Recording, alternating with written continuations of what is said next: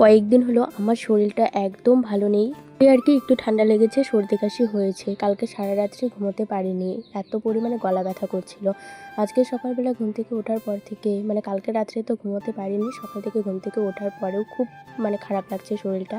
আর এইদিকে গলা ব্যথার জন্য সারা রাত্রি তো ঘুমোতেই পারিনি। সকাল সকাল বর ঘুম থেকে উঠে আমার জন্য গরম জল করে নিয়ে এসেছিল, সেটা দিয়ে আমি গার্গেল করে নিয়েছি। তারপর আজকে সকালের চাটাও কিন্তু আমি করতে পারিনি, আমার দিদা শাশুড়ি চা বানিয়ে নিয়ে এসেছে।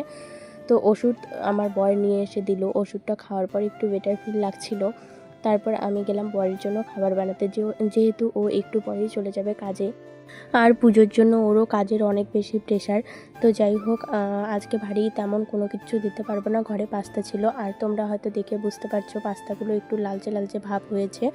তো পাস্তাগুলো কি হয়েছে বলো তো, আমি যখন বাবার বাড়িতে গিয়েছিলাম, আমার দিদা শাশুড়ি একদিন রান্না করেছিল। দিদা এগুলোকে পাঁপড় ভেজে পাস্তাগুলোকে ভেজে দিয়েছিল। তারপর ভাজা পাস্তাগুলো আর কি রেখে দেওয়া হয়েছে, সেটা আর আমি লক্ষ্য করিনি। তো পাস্তা যখন বের করি তখন দেখি এরকম অবস্থা। তো হাতে আর সময় ছিল না, সেই কারণে এই পাস্তাটাই আর কি জলের মধ্যে ফুটিয়ে সিদ্ধ করে রান্না করেছি। বরকে বলেছিলাম যে এই পাস্তাটা কি খাবে, সে বলেছিল হ্যাঁ খাবো। আর তারপর ফ্রিজে কিন্তু কালকের একটু মাংস ছিল, সাথে কালকে রাতে রুটিও ছিল, তো সেটা দিয়েছি। তো এগুলো খেয়ে আমার বর আজকে কাজে যাবে। আর এদিকে চলো আমি ওষুধ খেয়ে তো এখনো পর্যন্ত আমার গলার অবস্থা কিন্তু খুবই খারাপ। তো যাই হোক, চলো টাটা।